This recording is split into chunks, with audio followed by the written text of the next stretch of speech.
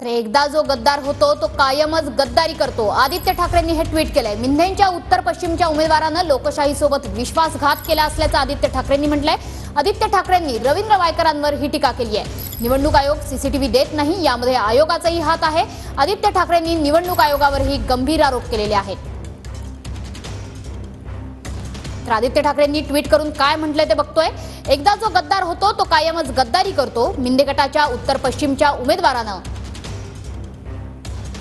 लोकशाहीसोबत विश्वासघात केला आहे। निवडणूक आयोगानं सीसीटीव्ही देत नाही, यातून आयोगाचा सुद्धा सहभाग असल्याचं दिसतंय। चंदीगडप्रमाणे निवडणूक आयोगानं परत एकदा प्रतिमा खराब होऊ नये म्हणून सीसीटीव्हीची दृश्य त्यांच्याकडून दिली जात नाही, असं आदित्य ठाकरेंनी म्हटलंय। भाजप आणि मिंधे गटाला लोकशाही संपवायची आहे आणि संविधानही बदलायचं आहे, असं ट्विट करत आदित्य ठाकरेंनी म्हटलंय।